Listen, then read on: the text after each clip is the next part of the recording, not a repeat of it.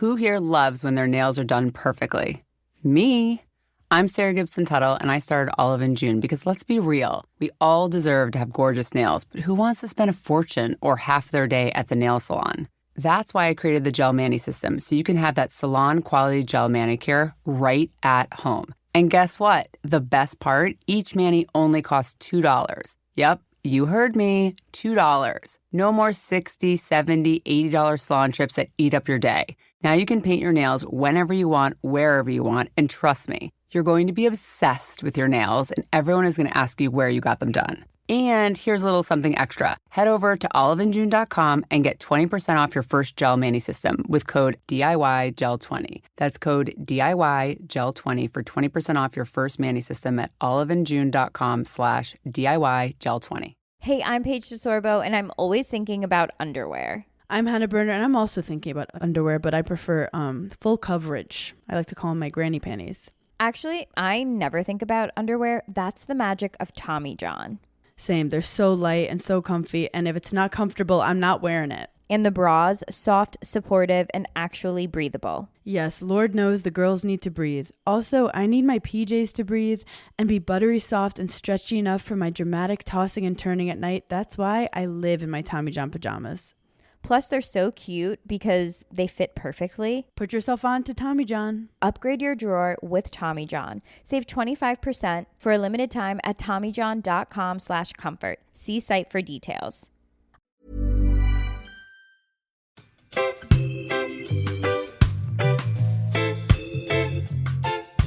Let's now discuss the role that alcohol-free drinks have played in our own sobriety, Vic. Well, for exactly what you were talking about, Hamish, for the first 2 years when I was writing my blog and when I was starting to post on Facebook, I made a promise to myself that I would never post a picture of me holding an alcohol-free drink. Okay. Because I didn't want to re-represent that culture. I was saying, look, this culture is toxic. We don't want alcohol in our lives. This is bad for you, blah, blah, blah. And I thought it was kind of against the grain for me to then be there with an alcohol-free drink going, hey, but this is okay. And I'm advertising this because they've sent me a freebie. But now that I've started drinking them a bit later on in my sobriety, I do that occasionally, just because I do think they are beneficial for some people. Mm-hmm. Some people use it as a replacement, which stops them drinking. I can't say that that's a bad thing. Allowing people to have something else is great if they use it in the right way, of course. And everything I talk about now is against the normalisation of booze. So I didn't want to be the one on Insta being like that. But, you know, if you send me a freebie, I'll do a picture of it. Basically what we're saying is please send freebies. This is a call for help. We don't mind a freebie, do we, Hamish? Yeah, so it's a difficult one, really. As I said earlier, it's like a really controversial topic on this scene because some people are really radical about it. Yeah. It's really like, we don't drink, we don't advertise alcohol-free drinks, we don't want this as part of our sober, curious community. But then there's a whole other side. It really is 50-50. Maybe the more side that are more extreme alcoholics don't want anything that's going to trigger them, so therefore they avoid it completely, which I, of course, totally understand. But whenever I post now, if I do post about alcohol-free drinks, I always put a little star and a note at the end to say, if it triggers you, it's a no-go. Yep. I always make sure I add a note onto it, because it isn't for everyone. When I realised I was confident in my sobriety, I did start to hanker for something else other than a fizzy water. Yeah. So I started slowly. I might have a sprig of mint in it and then a bit of lime. And then I was like, oh, I could try one of these. A can of, you know, there was these Liars ones that came out, which were like these little cans of Italian spritz. I really enjoyed those with some ice when people were coming for a barbecue. People didn't question what I was drinking because it looked kind of snazzy. So I felt like I was kind of accepted and no one was going to give me a hard time, which was great. It was better than standing holding a glass of pop or orange squash. It just felt better. So I began testing the water 2 years in very carefully. I say that as a pun, but I was testing the fizzy water very cautiously. And now I'm okay with having an alcohol-free beer. It's all right with me. If I have the odd mocktail when I'm out and socially, I'm okay with alcohol-free drinks now. I still down them, Hamish. What? Yeah, I down them like I would have done a beer. If you pass me an alcohol-free drink, this is an issue probably, shows my addictive behaviour, highlights it.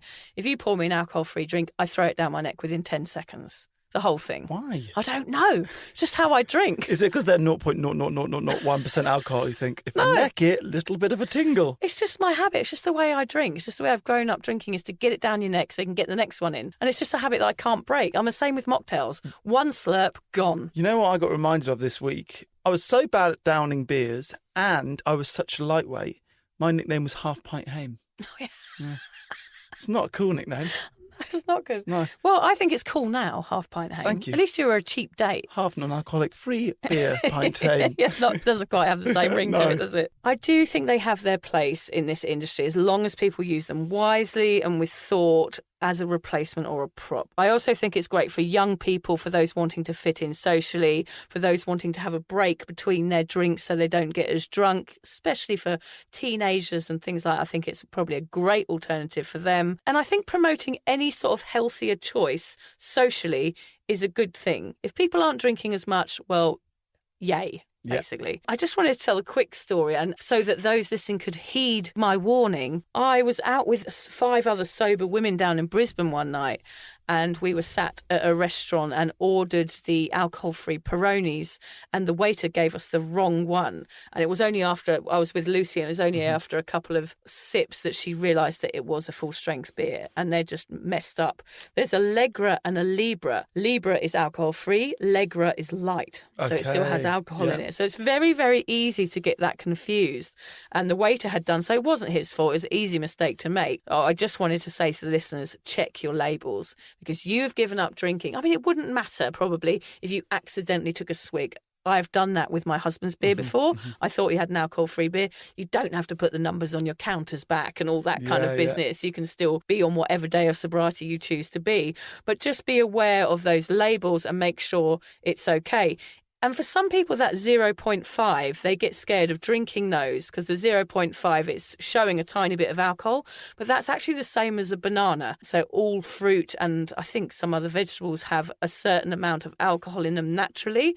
So I still drink the 0.5s, which is not for everyone, but it is the same as a banana. So it makes it a little bit more approachable. Well, I had a near miss this week as well. I've got a few alcoholic beers in my fridge still. If anyone wants to come over to mine, I can say, here's a normal one for you and a non-alcoholic one for me. And I opened one and I poured it and then I went to take a sip. And just before I sipped it, I saw the can. I was like, oh, bollocks, that's the alcohol one. Yeah. And I had my wife there and my mother-in-law there. So one of you guys can drink this because they were drinking wine. I was like, one of you guys can drink this and I'll have my non-alcoholic beer one. And neither of them wanted it. Yeah. And I really struggled to throw it away. Yeah. Mainly because of the waste. I discovered I hate waste as much as I don't want to drink anymore, if that makes sense. Like, it was like a level playing field. Part of me wanted to drink it, not because I was dying for a beer, but because it was such a waste. Yeah. And I had to, they didn't drink it, so I had to pour it down the drain and then pour the rest of the can down the drain. And that was hard to do. It took me a long time. I did all the washing up.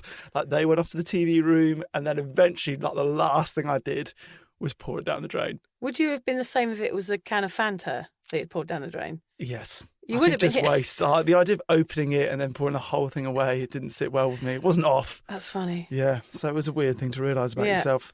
But for me with non-alcoholic drinks, I've not drunk as much of them as I thought I was going to. I sort of joked that I would be keeping the non-alcoholic beer industry in business on the Sunshine Coast the day that I gave up. But I've been surprised, really. If I go to a restaurant, I would have one. If I went to a pub, I might have one. I've not been to many pubs recently.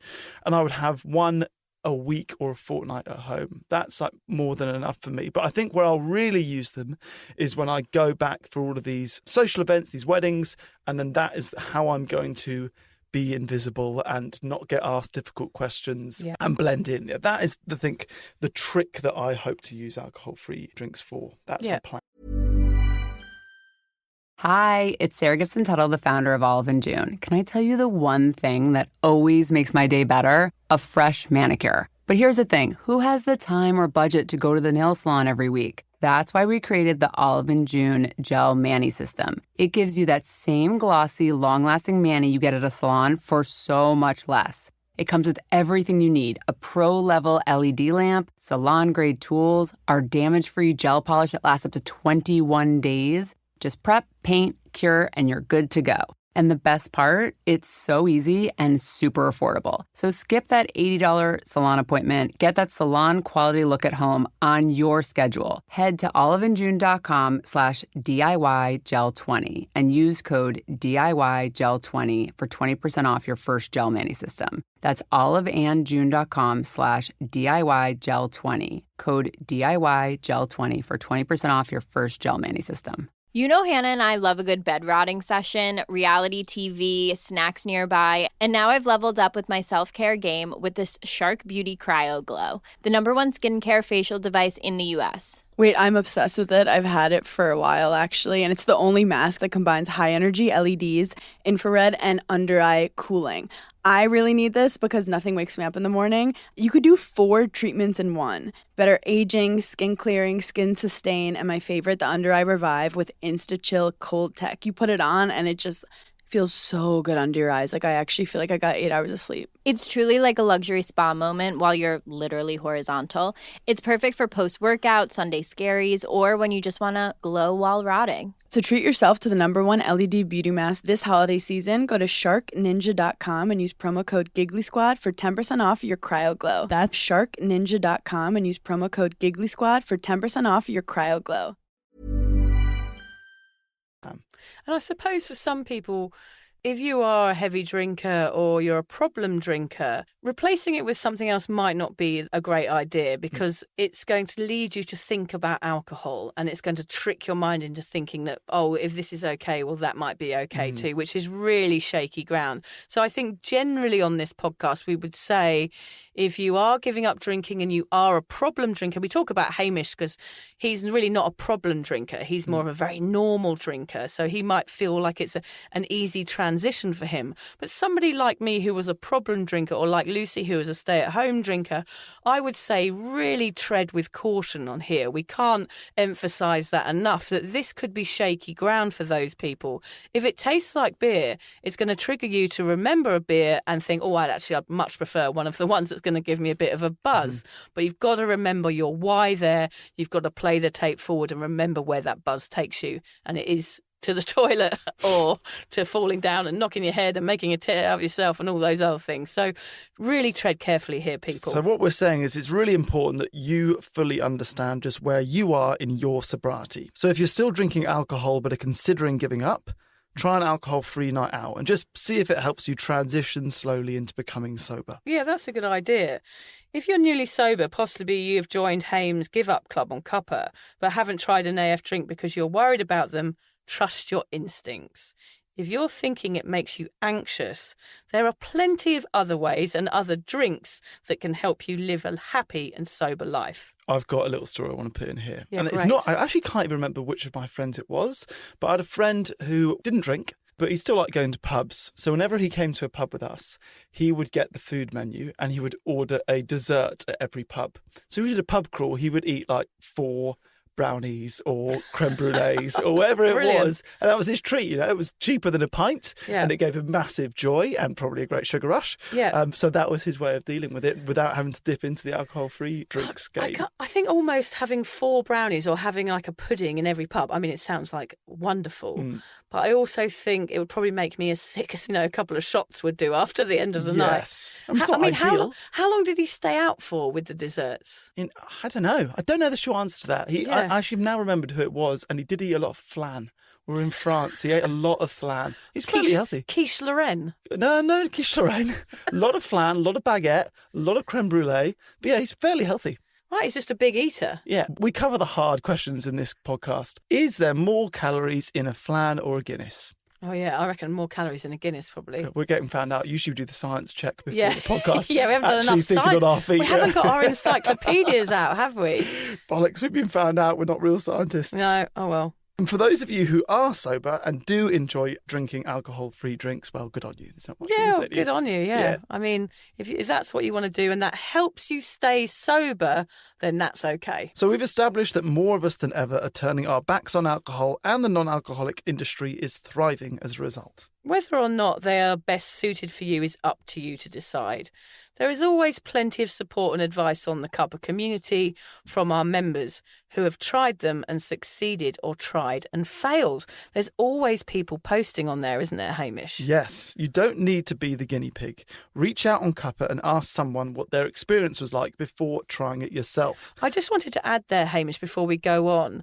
Cuppa is the community that we have created for the sober, awkward listeners. Yes. So if you go on there, it's for anyone that has ever considered giving up drinking. It's for the people that have woken up with a hangover and thought, I don't want to do this anymore. So you don't actually have to be sober to join Cuppa. That's important to say. I remember feeling a bit nervous to join it before I was sober because I thought, oh no, this is not my tribe. I'm going to be like a baddie. Yeah. And it's really for anyone, wherever on that spectrum you fall. Yeah. Even if you still drink, that's totally fine. You can Yeah. still be on it. You'll meet people that are completely sober, people that are trying to go sober, people that are only just thinking about it, people that have relapsed, whatever. Everyone is happy to be on it. Yeah, right? everybody's welcome. And it's a really safe place to talk about alcohol, whether it's a family member that has a problem, whether it's you or one of your friends. It's a place where you can come on and ask the questions that you feel in your heart you're ready to. And you'll get loads of responses. There's loads of resources on there for sober people. It's a hub for everything that you would need if you are considering going sober. So just go to cuppa.community. And my new teas are on there, which are Cuppa teas, teas for sober people. You can get them at cuppashop.com. Cuppa teas. Cuppa tea. So I asked the Cuppa community about their experiences with alcohol-free drinks, and I sort of expected to get a 50-50 response of some people that said it's great for them and some people that said it was awful for them. Actually, it was majority positive. Great. Which was good to read. But yeah, I guess the first comment I got was less positive. This is actually from Jill.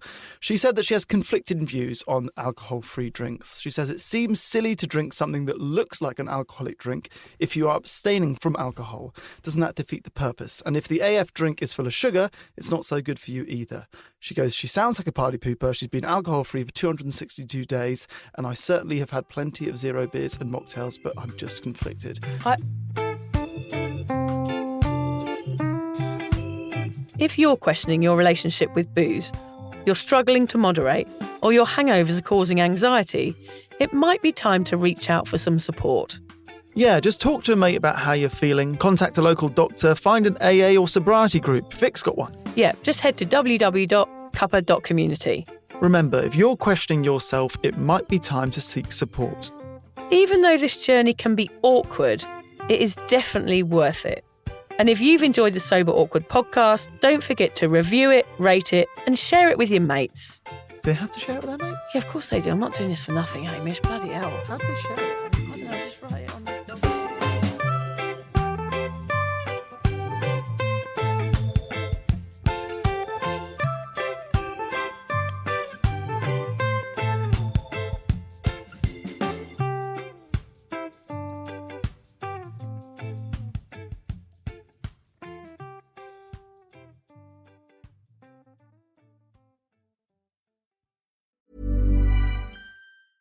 Hey, I'm Paige DeSorbo, and I'm always thinking about underwear. I'm Hannah Burner, and I'm also thinking about underwear, but I prefer full coverage. I like to call them my granny panties. Actually, I never think about underwear. That's the magic of Tommy John. Same. They're so light and so comfy, and if it's not comfortable, I'm not wearing it. And the bras, soft, supportive, and actually breathable. Yes, Lord knows the girls need to breathe. Also, I need my PJs to breathe and be buttery soft and stretchy enough for my dramatic tossing and turning at night. That's why I live in my Tommy John pajamas.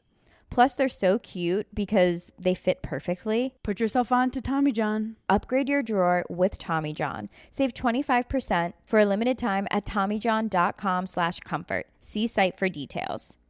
You know, Hannah and I love a good bed rotting session, reality TV, snacks nearby, and now I've leveled up with my self-care game with this Shark Beauty Cryo Glow, the #1 skincare facial device in the U.S. Wait, I'm obsessed with it. I've had it for a while, actually, and it's the only mask that combines high-energy LEDs, infrared, and under-eye cooling. I really need this because nothing wakes me up in the morning. You could do 4 treatments in one. Better aging, skin clearing, skin sustain, and my favorite, the under-eye revive with Insta-Chill Cold Tech. You put it on and it just feels so good under your eyes. Like I actually feel like I got 8 hours of sleep. It's truly like a luxury spa moment while you're literally horizontal. It's perfect for post-workout, Sunday scaries, or when you just want to glow while rotting. So treat yourself to the #1 LED beauty mask this holiday season. Go to sharkninja.com and use promo code Giggly Squad for 10% off your Cryo Glow. That's sharkninja.com and use promo code Giggly Squad for 10% off your Cryo Glow. Why choose a Sleep Number smart bed? Can I make my site softer? Can I make my site firmer? Can we sleep cooler? Sleep Number does that. Cools up to 8 times faster and lets you choose your ideal comfort on either side. Your Sleep Number setting. Enjoy personalized comfort for better sleep night after night. It's our Black Friday sale. Recharge this season with a bundle of cozy, soothing comfort. Now only $17.99 for our C2 mattress and base, plus free premium delivery. Prices higher in Alaska and Hawaii. Check it out at a Sleep Number store or sleepnumber.com today.